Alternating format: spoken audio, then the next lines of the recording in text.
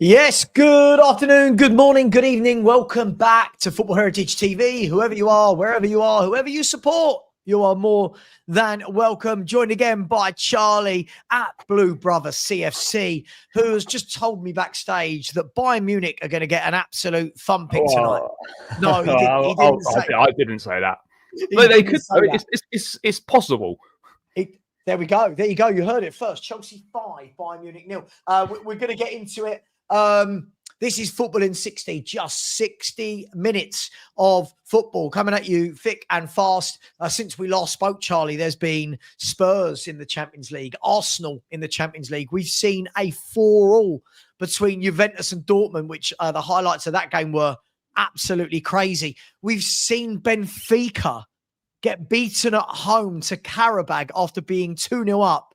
Bruno Lage losing his job, and the special one is back in management where it all began, back at Benfica for Jose Mourinho. We've got Chelsea playing tonight away in Bayern Munich. We have got, my mind's got completely blank. We've got We've got Liverpool, Atletico Madrid. City are tomorrow night. City are tomorrow night, yes, as are Newcastle and Barcelona. You've got Liverpool, Atletico Madrid, PSG at home to Atlanta, Ajax, Inter. It's all happening, mate. It's all happening. And Unai Emery, we talked about him the last 2 days. They're now out the League Cup penalty shootout. They did score though. They did score. They did score a goal. Small steps small steps. Let's start with let's start with Jose. Let's start with Jose. He's managed both our clubs with different degrees of success, I would say. But love him, hate him. You can't keep this man out of football. And I'll be honest, Charlie, I don't know your opinion on this. I love that he's back in football. I think Mourinho's a good thing for football. I think he's a great character. What do you make about him taking the Benfica job? Look, it's a pretty swift return to management. I weren't expecting him to be back in a job so quickly after the Fenerbahce situation. It's quite funny that they obviously lost to Benfica in the qualifying round, lost his job at Fenerbahce because of that, and has now gone to Benfica anyway. So, yeah, it's kind of weird how it all works out. Look, makes sense. You know, he's not really going to get what you would describe as a top job now, given the stage of his career that he's at. I'm not saying that Benfica is a small job, but he's not going to get the big ones really anymore. I wouldn't have thought. Look, Benfica in a bit of a rebuild. He knows Portugal. He knows the Portuguese leagues. He's got unfinished business at Benfica. I think he only lasted 11 games there when he first started his managerial career. They're falling out with the board. Look, football's great for him being back in it. Look, Benfica only finished a couple of points behind Sporting Lisbon in the title race last season. So they're obviously one of the better teams in that league. And I mean, I've not looked at the Portuguese league table at the start of this season, but I would imagine Benfica have maybe dropped a few points given Bruno Lage has got the boot. Not really, mate. I've literally just pulled it up onto my app. Benfica have played 4, won 3, drawn 1. Oh, so they're 5 points behind Porto, but they have played a game less. So if they win their game in hand, they're 2 points behind Porto. Would you put it past Jose going there and turning Benfica into champions? No, definitely not. There's some decent players there. Yes, they've lost players as well. They lost Carreras to Real Madrid. The left back obviously lost Angel Di Maria, went back to Argentina. So they've lost a couple of key players. I'm not really sure who they've signed. I think they signed Sudakov from Shakhtar Donetsk. Good Ukrainian player. So look, there's a basis of a decent team. And he's good as well. The Greek striker's decent. Yeah. So look, there's the makings of a good team there. There's a decent enough squad there. And look, you'd expect them to be right in a title race in Portugal. In terms of the Champions League, I think it'll be difficult. I mean, look, I'm delighted with this because his first Champions League game is Chelsea away in 12 days. It's great. And he goes to New. Write that. You can't write these things. Jose Mourinho going back to Chelsea with Benfica, his first Champions League game. I can almost see a Jose running down the touchline to the stand. I don't know if he's still got that in his locker, but this will be like, he always gets like a good reception generally, but I think this will be really the first time since he's left that he will get an unbelievable reception, in my opinion. Because obviously, when he went to Inter Milan, it wasn't the best because he was like at the peak of his powers. Still, he dumped us out of Champions League. When he was at Tottenham and United, it wasn't a bad reception, but it wasn't like what it perhaps should be, given he's in club. So with this one, when he comes back, this will be like I don't want to say it'll be like a night of celebration of him, but this will be a proper kind of not send off, but this will be a proper reception for him because he's at a club where he's not really direct rivals as such. Yeah.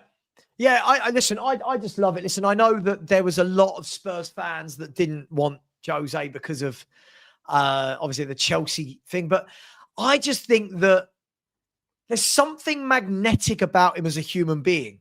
Like, I feel like when he's in the room, it's probably he's you listen, very don't you? engaging. Yeah. And yeah, as you said, he's not he's like a footballer that's no longer in his twilight, but he still hits the headlines. He still gets the views. He still makes the noise. And I like it. I like he's gone back there. But I mean, for Benfica to lose at home to Karabakh, by the way, they were 2-0 up in about 15 minutes. That to me seems like, without knowing the ins and outs of what's been going on at Benfica, that to me feels like a team that absolutely wasn't playing for the gaffer.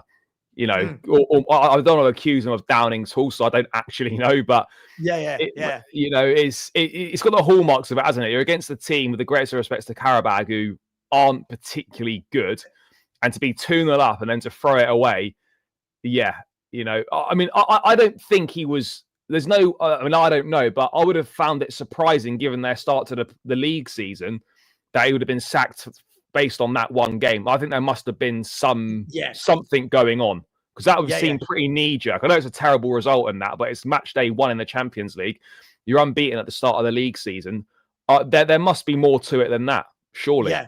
Otherwise, every time a manager loses a shot game, they're going to get sacked. But I'm looking at it now. I mean, Benfica were 2-0 up in 16 minutes. And then, I mean, fair play to Karabakh to come back away from home, get 3-2. But anyway, so Jose's back. Jose is back in football management. West Ham fans, any fans that were saying, oh no, we want a new manager, but we don't want Jose. Well, you can breathe a little bit easier. It's not going to be Jose Mourinho. But it goes to show, by the way, last bit on Jose Mourinho. Do you remember last week it was, Jose said he'll only join a club that aren't in the UEFA competition because he's not, he doesn't like UEFA anymore. A week later, he's managing back in the Champions League. You can never believe anything you hear, can you? No, mate, you got to take everything managers say or, players say to a certain extent with a bit of a pinch of salt. But it's great for him. Returning to Chelsea, returning to Real Madrid, going to play Newcastle, Napoli. He's playing Juventus as well with his Inter Milan days. He's doing a bit of a. It's almost like when you've got like an old band and they do a reunion tour, one last hurrah. It's almost like he's doing that. He's going back to a lot of his former clubs, going back to places where he's managed one of their fiercest rivals. It's great for football, and full well it's going to be box office moments and it's going to be absolute chaos. I want Benfica to win the Champions League if Spurs don't now. I want pictures of Jose, old school, knee sliding across the grass. But listen, let's move on from that. I mean, we'll get to the Chelsea game in a little bit, but Spurs and Arsenal both picking up wins yesterday. Did you manage to watch either of the two games?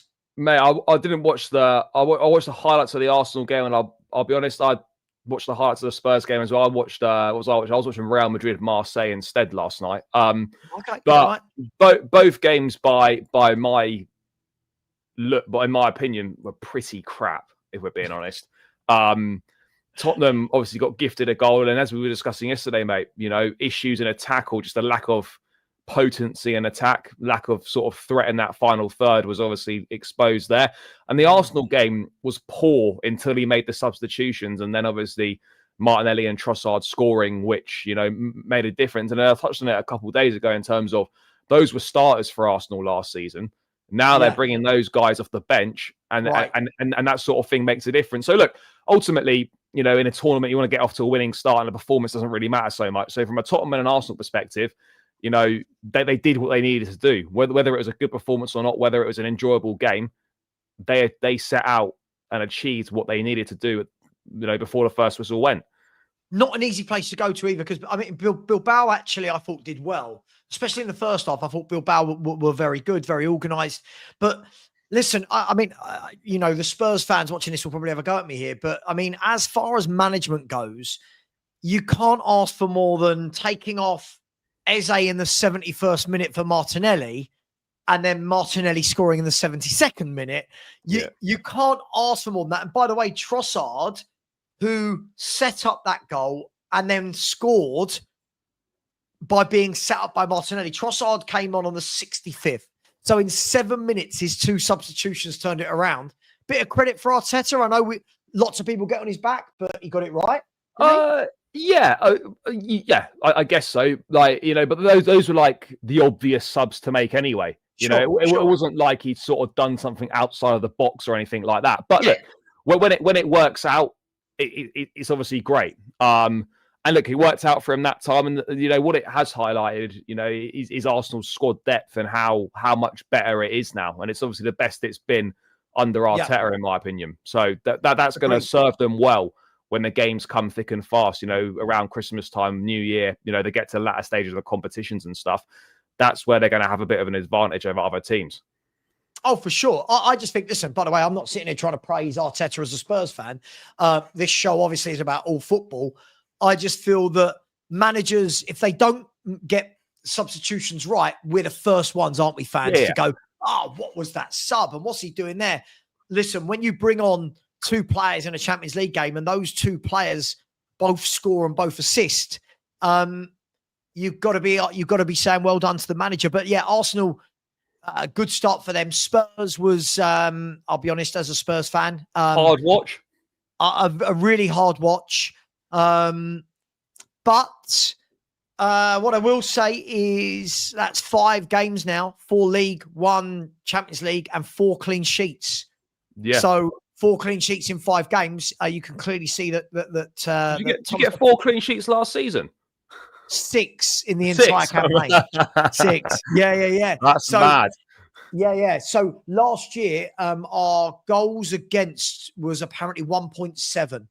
So that was what we were averaging, right? We're at the moment averaging 0.2 a game against us. So look, as a neutral, I'm guessing the game was absolutely crap to watch. As a Spurs fan, it wasn't much better, but his first game, Charlie, in the Champions League as a manager, Spurs back in Champions League, 3 points is the main thing. We're on the board, right?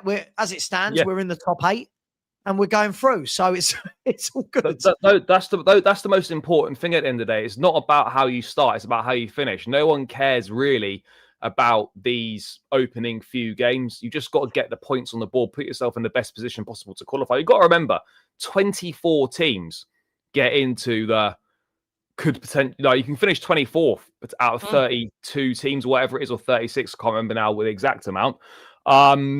So you 24 teams you can finish 24th and still get into the last 16 potentially, providing you get through the playoff round. So yeah, realistically, you need to win your home games and perhaps win 1 game away from home, and that sorts you out. So look, 4 wins and a couple draws would see most teams through. So yeah, for Thomas Frank, you'll be happy with that. His first game, as you say, defensively solid, which is really important for Tottenham. A few issues going forward still, but I suppose you'd much rather not be leaking goals than build from the back, build some foundations, right? Exactly. Build some foundations. We were talking about on our show this morning. And by the way, these are some impressive stats, Beastly Reels. Love that. Mr. Beast. I'm guessing this isn't Mr. Beast. If it is, do me a favor, mate. Hire me to do something. Whatever, you rich bastard. Look, we were talking about this morning, and as football fans, what we want to see is new manager comes in and everything's amazing going forward. And oh my God, the attacking flair. But Spurs have been really bad at the back for years. And this year, we're looking mean. We're looking tight. We're not conceding goals, and that's the key thing for me. So, It is what it is, right? It is what it is. Yeah, but look, he already and it's not that many games, but you already can see a huge difference, and how he's changed it so quickly in terms of defensive solidity is great. So he fair plays and deserves credit for that. He's always been a very, very good manager. I'm just surprised it's taken him this long to get a crack at a big club. But I think he's already showing, he's more than capable. And, if you carry on defending how you are for the majority of the season, then you will be there or thereabouts in that mix for Champions League football. Yeah. So yeah, he's had a really good start. And I'm very impressed by him. He got to the final two with Maresca for the Chelsea job a couple summers back. So yeah, good manager, and most importantly, he's a proper coach. He improves things and is already making a difference. But already you see Spurs fans being really, really impatient. The thing is, as fans like me who wanted him, I've said, he's a coach. I love a coach. Want a coach. Anything now that doesn't work, but I thought he was a coach. And you can't win, can you? Yeah. Doesn't equal 38 wins a season and every decision is right. Being a coach means you're trying different things. But look, Spurs off to a flyer. As it stands, I'll show people as it stands. And by the way, really glad that you got your jersey through. Really glad that you did. Anybody, okjersey.com or scan the QR code. Really good replica jerseys, roughly £15. And type in Savva, Savva, into the discount code and you'll get 8% off. And also Match Bingo over there. Use the Match Bingo cards for tonight. Perchy won yesterday on Match Bingo. It popped up on my screen and said, your friend Perchy has won. And let's see if he splits the money with me. Listen, let me show you all the league table after. So currently Spurs are flying high. There we go. In the Champions League table. Arsenal second again. Yeah. Arsenal forever. Forever second. By the way, look, just quickly to round off the Champions League chat. I mean, Union St. Galois beating PSV away 3-1. Big result for them. Big result. Huge massive result. I mean, I don't know a lot about them as the Belgian side, but that's a really big performance for them. No, absolutely. And then you've got the 4-4 between Juventus and Dortmund. It was just we'll score, you score. Lloyd Kelly, the unlikely 2-2 for Lloyd Kelly. He scored the winner against. He scored a goal against Inter Milan as well at the weekend. So yeah, mad how he's suddenly sort of doing the business at Juventus. But if anything sums up Dortmund briefly, it's being 4-2 up and conceding 2 goals in the 94th and 96th minute. That's Dortmund in a nutshell. That's what they do. Do you know what I love is Juventus have always had this thing about not scoring many goals. They've got 8 goals in the last 2 games. Yeah. Lloyd Kelly's got 2 of them. Yeah. By the way, Vlahovic grabbed a couple yesterday again. He's scoring a lot lately and he assisted. But Juventus have got some decent strikers. They got Vlahovic, they got Jonathan David, and they got Lois Openda as well. They signed in the summer. So they signed Openda and David in the summer. So they got some decent options. Openda and David started with Vlahovic coming on. Zagrova as a forward came on as well. Plus Yildiz started the game. Yildiz is class. Really good player, Yildiz. Juve got some good players, but then again, Dortmund are always good value for Champions League football. They're always good value for Champions League. Do you know who is good for Dortmund, by the way, Savva? I don't think he gets enough credit. Guirassy, some striker, by the way. Yeah. Really good player. And he's a perfect example of someone not hitting their peak until they're sort of, the other side of their 20s in terms of 25 plus. Mate, he was available. I remember he was available. There was like a £15 million release clause in his contract maybe a couple Januaries ago, and no one went for him. Off the back of that Stuttgart season where he scored 30 goals in the Bundesliga or whatever it was. Well, in league only, in the last 3 seasons, he got 12 in 24 for Stuttgart, 28 in 28 for Stuttgart, and 21 in 30 for Stuttgart. So if I quickly do that math, so that's 30, 50, 70, 78, 82 games, and that's 20, 40, 50, 61 goals. So Mate, he's a really good 61 player. goals in 74 games is some record, isn't it? Yeah, he's really underrated. He is one of the best strikers in Europe, but I don't really think he gets the appreciation that he perhaps should. But he's a top goal scorer. He's a really good player. I am surprised that no one from the Premier League come in for him. He's a really handy striker. And then the game you watched, I haven't seen it, but I'm led to believe that 2 Mbappe penalties, wasn't it? 2 Mbappe penalties. Yeah, the second one was one of them was dubious. Like, it's one of them ones where the defender slides in, his arm's on the floor, and it's crossed and it hits his arm. It's like, well, where's his arm meant to be? Like, it was a baffling one. But yeah, 2 Mbappe penalties. Carvajal got sent off. Trent injured in the 3rd minute. He's going to be out for 6 to 8 weeks. So yeah, I mean, look, a good night for Real Madrid in terms of getting points on the board and that, but not so good with... How did they play? Because can I say something to you, Charlie? And you might disagree with me here. And a lot of people in the chat are going to be like, shut up, Savva. What on earth are you talking about? Yeah. Wolfie, I've seen your comment. I'll come to that in a minute to see what that's all about. I'll be honest. Whenever I watch Real Madrid, right, and I'm talking about the last 5 years, 6 years, 7 years, I don't care how many leagues they win or Champions Leagues. I never enjoy watching Madrid. I never watch them and go, cool, what a good team. Does that make sense? Am I? Yeah, no. They're effective. I just don't enjoy them. No, they're efficient under Xabi Alonso at the moment. Obviously, it's 4 or 5 games in at the moment. So it's going to take time for his proper style to come through. Obviously, Jude Bellingham is back from injury now, but he needs to be properly integrated into that setup. Mbappe is playing unbelievable football. You mean, you talk about goals with Guirassy, we talked about goals with Haaland the other day. The amount of goals that Mbappe is scoring at Real Madrid last season and the start of this season, he's a joke. He really is. They've got a couple. Talking of good young players, you referenced Yildiz. They got some top players. By the way, Arda Güler is unbelievable. He's someone that didn't play much under Ancelotti last season.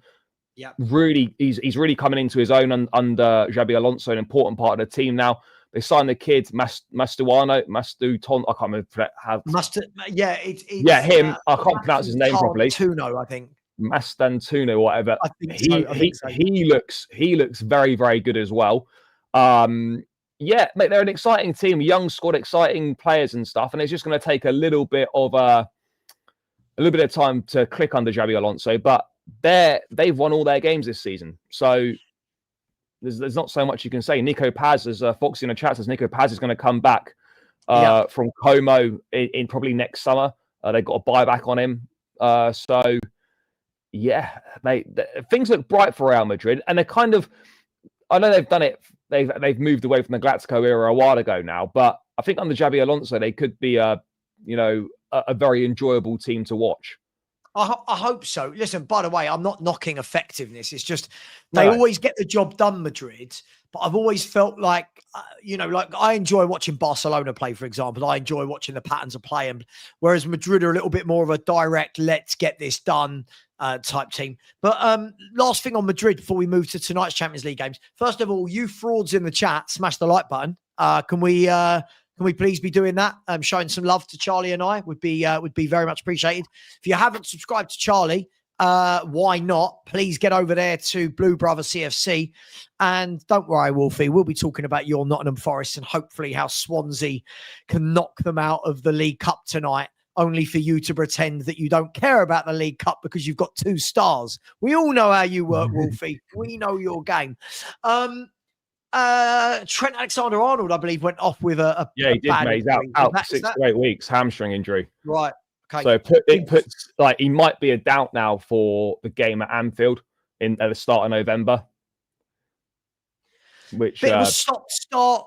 Real Madrid. It's been a bit tricky for him, hasn't it? Like he's been rotated with Carvajal, at the start of this season, and then he starts this game, and he's off after 3 minutes, injured. And he's out for the next 6 to 8 weeks. So, it's an unfortunate start from it, really is. Yeah. No. Absolutely. But look, we wish him well. And anyway, that's where we stand. So as it stands, Tottenham, one of the best 8 teams in Europe. one of the best 5 in Europe, along with Union St. Gilloy and Karabag. So the 3 massive clubs, they're all going to look to win it. Let's talk. Let's talk you lot. Chelsea tonight away at Bayern Munich. That's a blockbuster first Champions League game for you lot, isn't it? Yeah, but you couldn't really have it much tougher after 2 years away, coming back. Bayern Munich, we're one of the favourites for the competition this season. Always. Difficult place to go. Loads of attacking quality, good at midfield. I look at Bayern and I think they can be got at defensively. I don't think they're the best from a defensive standpoint. Upamecano, I think, has got a mistake in him. He'll either have a worldie or it'll just be an absolute disaster and cost you 2 goals and get sent off after 40 minutes or something like that. You don't really get much consistency with him. Jonathan Tah is the other centre-back. Solid player, but I don't look at that as a real serious partnership in terms of like European football and one that could potentially win you a Champions League. In the fullback roles, I'll be honest, who even plays fullback for Bayern these days? I don't even know. Sometimes Kimmich has played right back. Guerrero's injured. Stanisic. Yeah. So look, the fullback areas is not particularly great. So look, going forwards, by the way, they're a joke. Harry Kane, Conrad Laimer as well. Yeah, Laimer's a midfield player who's playing as a fullback. Him and Kimmich kind of both. Yeah, they could potentially swap. Yeah. So I look at the back line for Bayern and I think they'll give you opportunities and we've got the players to take advantage of that or to exploit any weaknesses at the back. But what will probably help us as well is that Bayern will come out and play. They won't sit back. They'll come out and play and they will leave spaces in behind. And we've got the players who can take advantage of those. But going forwards, they're serious. Harry Kane, as you know too well, he just loves scoring goals. He's all right. Luis Diaz started really well following his move from Liverpool. And talking about players who are playing really well right now and are up there with one of the best players on the planet right now, how good is Michael Olise, by the way? Oh, quality player. Mate, every time I see him doing well, it pains me because we obviously didn't approach him legally, I suppose, in terms of when we activated the release clause and he was going to come a couple summers ago. Did you do a Spurs? It would appear so. Release clause was activated. You had the Ornstein bomber that it was all happening, and then we get reported by Crystal Palace, and a couple of days later he sat there in a bucket hat and a vest with Steve Parish with a thumbs up and a new contract signed. So it's just like, oh no, sort of one that got away. But yeah, this will be. Do you know what? This will just be a great game. Just be a great game from a neutral perspective. For a Chelsea perspective, two very good teams.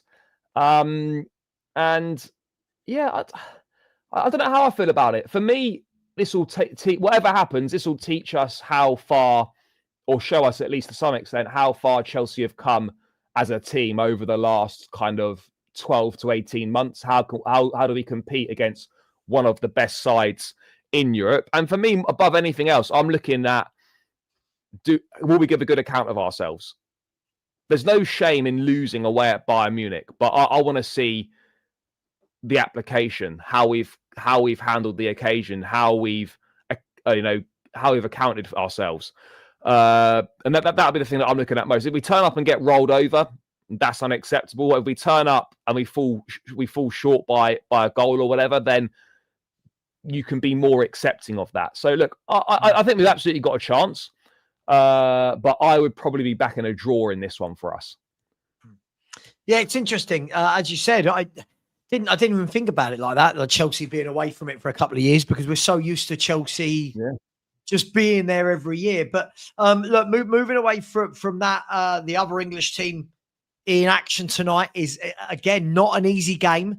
Liverpool at home to Atletico Madrid. Now, Liverpool have not started. This is going to sound weird. I know they've won 4 out of 4, but Liverpool are not playing well. Yeah. Atletico Madrid, it doesn't matter who you are, you never get an easy game against Atletico. They are well drilled, well organized, that kind of the dark arts. They are, for me, I thought they should have beaten Real Madrid in the knockout stages last year. But yeah, what do you make? A chance for Liverpool to put on a show, a chance for them to stamp some authority on this season? Yeah, I think so. I'd fancy them to win that game. Okay. With Atletico Madrid, you never know what Atletico Madrid you're going to get. Yeah. You either get one that's going to turn up and could nick a result, or they're the type of side that could get rolled over 4 or 5-0. You know, there's not really too much in between. They've not had the best start to the season. They got a big win away at Villarreal, 2-0 at the weekend. In terms of the players they've got some decent players, but Julian Alvarez is missing tonight. That's a huge blow for them. I think it's going to be very difficult for Simeone's boys to get a result. I really can't see anything other than a Liverpool win. Yeah, they're not scoring freely lately, Atletico Madrid. I'm just looking. So when I look away, I'm looking at stats and information. This season so far, they've played 4 games in La Liga. In 3 of the games, they got 1 goal, and then they won their last game 2-0 at home to Villarreal.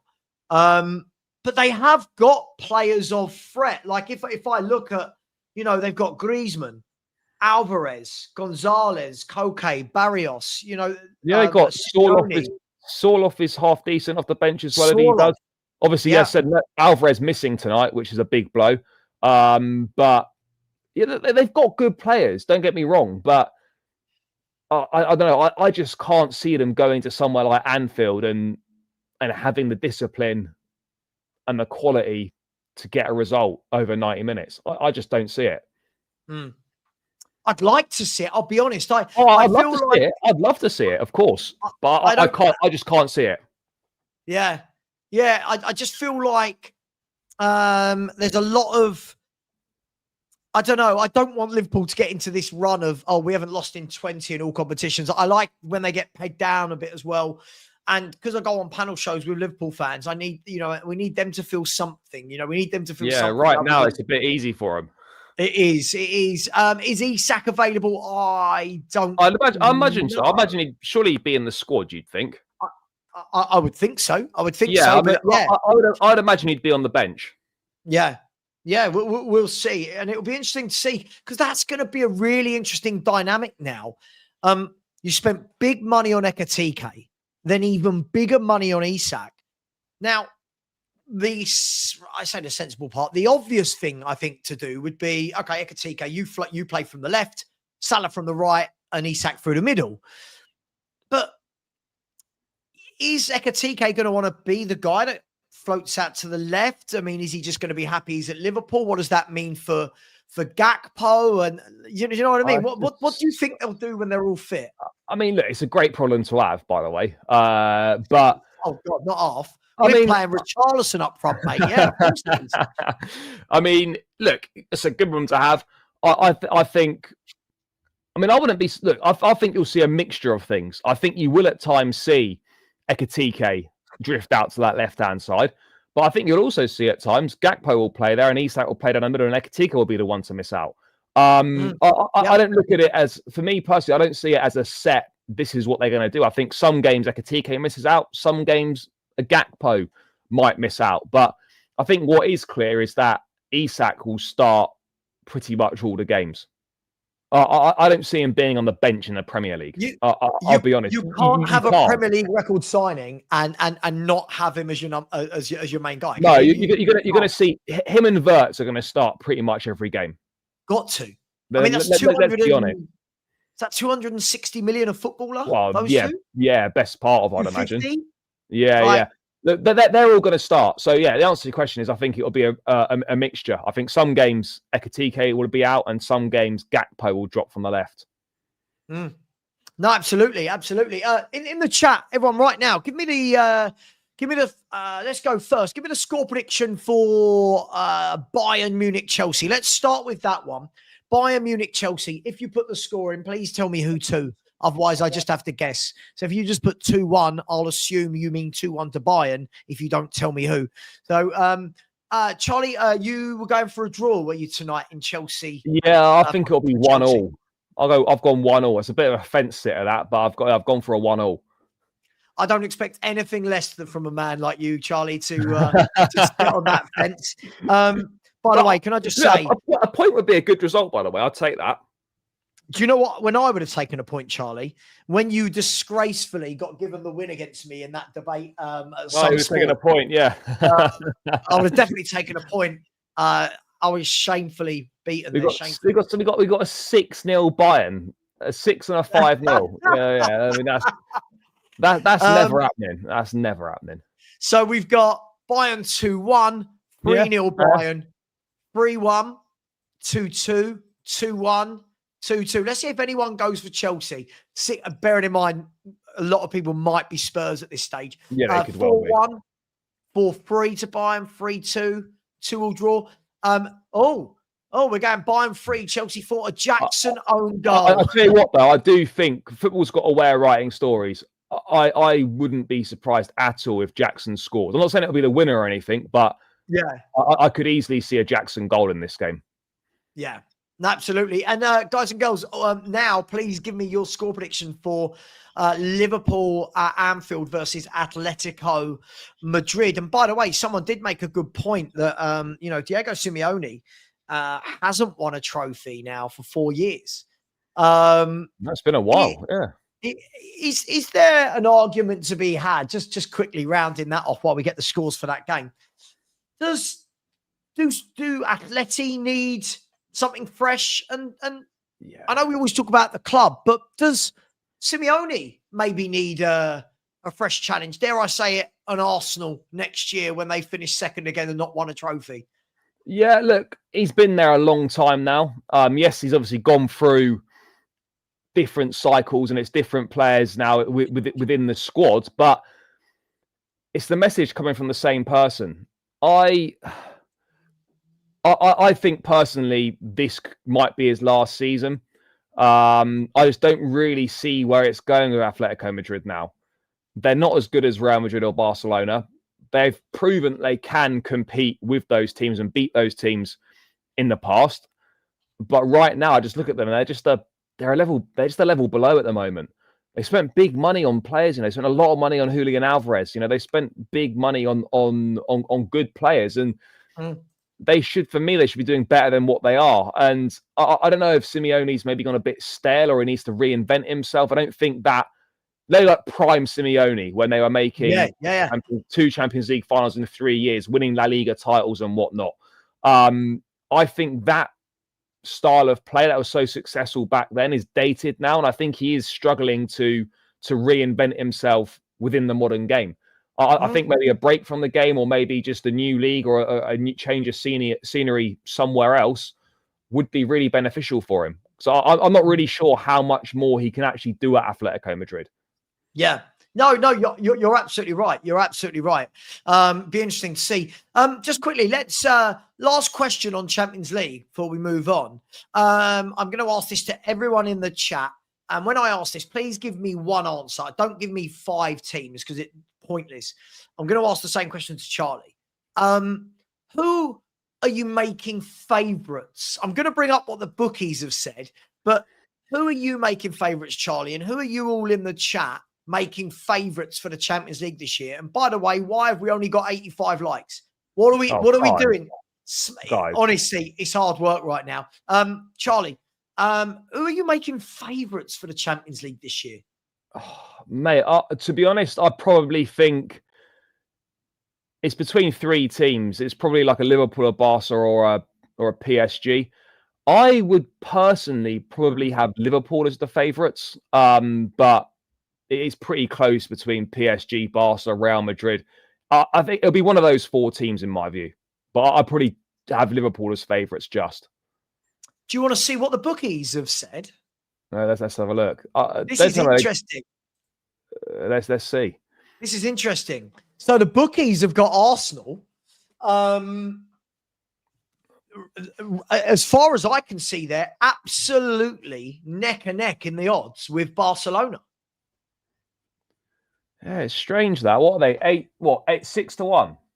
So most of those are 6-1, and then both Bet UK have put Barcelona and Arsenal both at 4s to win it. Now, I think that's quite interesting, bearing in mind Arsenal have not been anywhere near winning it for whatever, other than the final against 2006 against Barcelona.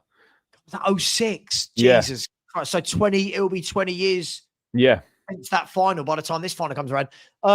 Liverpool, obviously, I get it. Champions of England. PSG, I'm surprised, are full favourites on the list.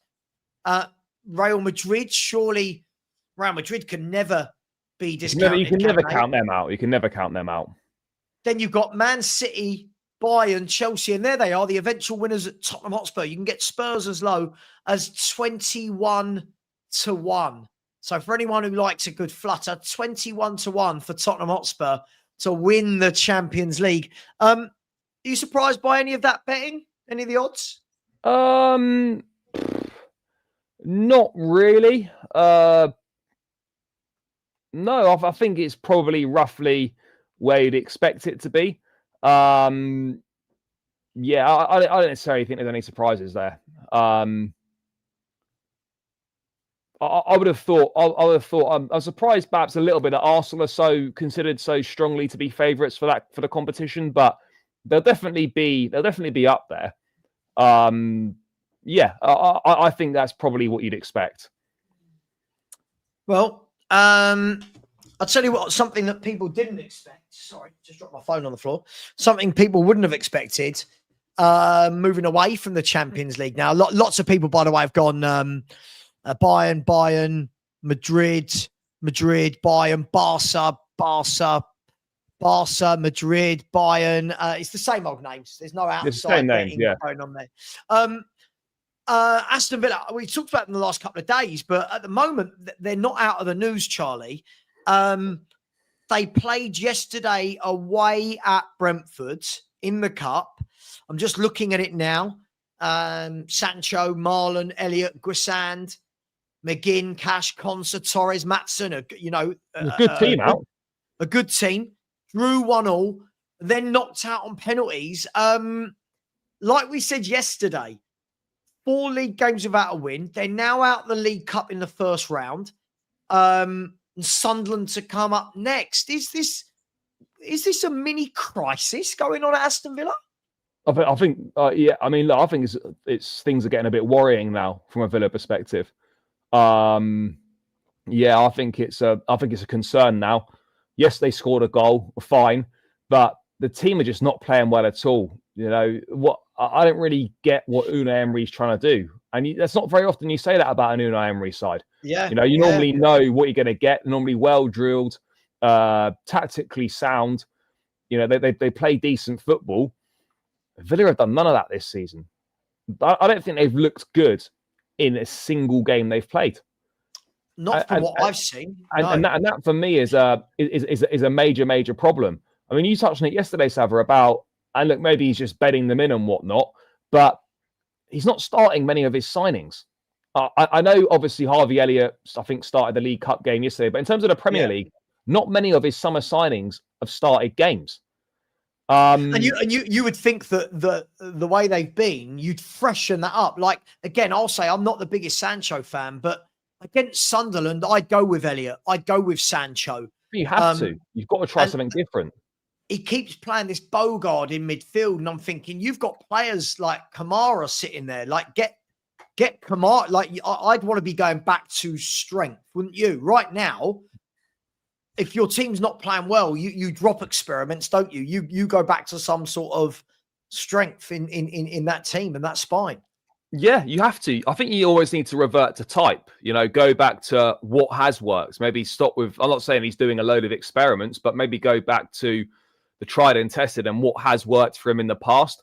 But I still, I don't know. I'm not, by the way, Villa aren't going to go down, or they're not going to finish in the bottom half or anything like that. But if they don't beat Sunderland on the weekend, It's 5 games, and already they could be, 8 points off the top 4, top 5 places. And given how competitive it's going to be, and given how many teams are going to be going for those spaces, if you're giving up 8 points after 5 games on those teams you're going to be competing with, you're putting yourself in a really, really difficult position. But I don't know, Villa just look like they've gone a bit stale. Yeah. I agree. I mean, I'm not saying the manager needs to go or anything like that, but they just look like a team that, I don't know, have they reached the end of a cycle under Emery? Has he taken that team as far as they can go? I don't really know. Yeah, it's a strange one, isn't it? Because I feel like there's always that possibility for that, that group below the top 4. There's always that possibility of, right, how do we become the best of the rest? Whether it's a Spurs or a Villa or a Newcastle, for example. But the next step is so huge. The next step is so huge. You can go from having a good team, but the Chelseas, the Liverpools, the Arsenals, the Cities, they have game changers. And I look at Villa's business and you think, okay, they've done some decent bits when I look at Elliott and Kassan and people like that. Have they done anything where you go, oh, yeah, Villa are serious? Now, I'm aware that a lot of that is probably going to be down to the kind of PSR issues that they've had. They had to sell Ramsey, didn't they, to Newcastle to offset PSR. But it goes to show that breaking into that level is really tough, Charlie. It is difficult, mate. And do you know what? It's probably, I don't know if they've still got a bit of a hangover from last season where they missed out on Champions League football on the final day where they lost at Old Trafford, of all places, against that terrible United side. Because if they'd, as results had turned out, they would have only needed a draw in that game to have qualified for the Champions League. If Villa had gone back-to-back Champions League seasons, then it's more money, and you're establishing yourself as a consistent, or you're on the way to, establishing yourself as a consistent Champions League side. I wonder whether they're still suffering from the big blow of missing out on the final day of the season last season for Champions League football. You see, Newcastle have gone 2 in 3 seasons. You can have a season where you get in there, but consistently staying there is so hard. And I wonder whether that missing out on the final day of last season, what would have been back-to-back seasons in the Champions League, as maybe they're having a bit of a hangover from that. Yeah. Yeah, it's going to be interesting because, listen, let's be fair. What I don't want to do, I don't want to be all revisionist. I think since Emery came in, 2.5 years ago, whatever it was, I think they've been brilliant. They've truly put the cat amongst the pigeons. At the moment, listen, it could be a 4-game blip. It could be. Oh, yeah. They've got some very winnable games. They've got Sunderland, followed by 2 home games, which I believe is Fulham and... hang on, I'll tell you what would be better than me guessing would be to actually bring it up, right? So if I look at Aston Villa, their next 3 league games, Villa away, Fulham at home, Burnley at home. Now, sorry, that's me. Now, in 3 games' time, we could be sitting here going, Aston Villa have won 3 in a row. They're back, right? Yeah. And that's how football can turn like that. However, don't pick up a win against Sunderland, and you really are going, God, hang on, what's going on at Villa? You're going into that. If you don't get a win against Sunderland, you're going into that game at home to Fulham, where you're almost like, this is a must-win game. Oh, it's massive. I think they will beat Sunderland at the weekend, but I will caveat that and say if they don't, I wonder how long the Villa fans will sit there for, because we know we're in this culture of nowism. We're in this culture of forget what you've done for us for 2.5 years, Emery. Forget that.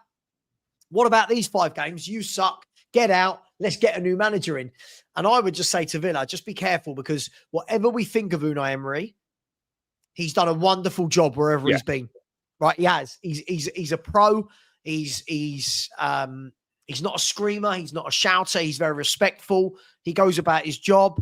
I'm not sure they can do much better. So if I was them, I would keep your powder dry, try and get through this difficult period. But There is a shelf life to that. And by the way, in between those league games, they've got Sunderland this week. Europa League starts, doesn't it? They got Bologna next week in the Europa League. Home? Yes, then Fulham at home, and then they play Feyenoord away. So winnable games, but at the moment, any game's only winnable if you're playing well, right? So this is a crucial period for them already. I don't think Emery's need a sack or anything like that, but it continues on for much longer. You have got to make you start getting into shit. This is actually quite a serious problem. Yeah. I'll be interested. I've got this feeling. I think at the weekend he'll go back to type. I think at the weekend he'll go back to Kamara, McGinn, Tielemans, Rodgers, Watkins, and either Elliott. It's so difficult because when you're in a rut and you're on a run of losing games, it does become difficult to get that first win back on the board. Just like winning's a habit, losing becomes a habit very quickly as well. And it can be really difficult to break that cycle. Yeah, no. I completely agree. Look, we'll keep an eye out that. That should be one of the big games this weekend. But Villa, 2 points from 4 games, and now out of the League Cup. Now, they might not mind being out the League Cup so much with the fact that they have got the Europa to concentrate on. But in the snapshot of time, it is 5 games without a win and 1 goal scored. But also, the League Cup for a club like Villa represents a really good opportunity at winning a trophy. Villa haven't won a trophy for a long, long time. If I was a Villa fan, I'd be pretty pissed off about going out of the League Cup that early on, because Villa haven't got many opportunities at winning trophies. They're not winning the league. The domestic cups and the domestic cups are probably their best chance, or maybe Europa League this season, obviously. I'd be really disappointed if I was a Villa fan to have gone out in the League Cup so early on.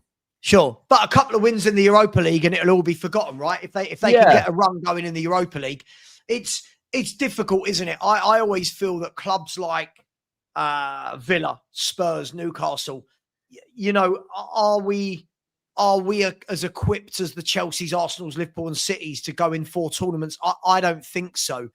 And as much as fans want to be in everything, it's annoying, but to go out in the first round is the big one. Listen, just for the last 3 or 4 minutes, Charlie, by the way, you frauds in the chat, frauds, smash the like button. We should be on 200. We're on 102. This is terrible. Guys, Show the love. We're as toothless as Tottenham were last night. Come on, people. Just quickly, the other game to wrap up for tonight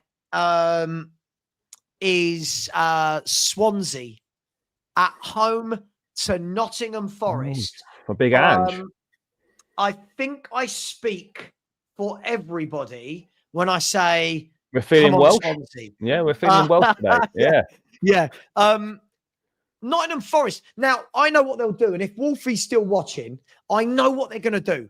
They're going to do this thing where if they get knocked out, it'll be, we're concentrating on bigger things. It doesn't matter.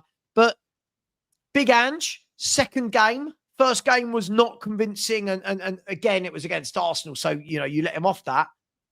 Quite a big game for Ange tonight, right? Away at Swansea, League Cup first round. Mate, it's not. This is not easy. I mean, you'd obviously fully expect Forest to win. I don't know. I don't know who Forest are playing on the weekend. But if I was Ange, I'd be going pretty strong in this game just to see the players, play just to see the players playing, because he obviously hasn't seen much of them. So I'd be going pretty strong just to get minutes in the legs for these guys, just to just so we can see more of what he's working with. If he goes and makes a load of changes and stuff, I'll just be like, I get it, you're going to make some changes for the League Cup, but you want to practice playing in your system. And like with the Europa League starting next week as well, there's not going to be much time on the training ground, so you got to make use of these games. So if I was Ange, I'd be going pretty strong for this one. I mean, it's interesting because they've got Swansea away tonight. Swansea, by the way, 6 unbeaten. In the Championship. They're doing okay. They're Part owned by Luka Modric and Snoop Dogg. Go on, Luca. And Snoop Dogg, love it. Yeah. Drop it like it's hot. Yeah. They've then got Burnley away. That's tough as well. On the weekend. They got Burnley away, followed by Real Betis away, followed by Sunderland at home. And then their two league games after that. Their 3 league games after that. Get this, right? So they've got Burnley and Sunderland coming up next. After that, they've got Newcastle away, Chelsea at home, and Bournemouth away. So it's not easy for Ange. No. And you look at the League Cup, right? And we know Wolf will say, "Oh, it don't matter. We're going to win the Europa League. Oh, Forest are better than a League Cup." No, Forest aren't better than a League Cup. For clubs that don't win much or are not in a position to get trophies that often, the League Cup is a great opportunity. Just like it's a great opportunity for clubs like Aston Villa, the League Cup is a great opportunity for Nottingham Forest to go to Wembley, to get to a final, to potentially win a trophy. Like these sorts of clubs should be taking these competitions seriously. Completely agree. I'm going to go for a Swansea 2-1 win. What are you going for, Charlie?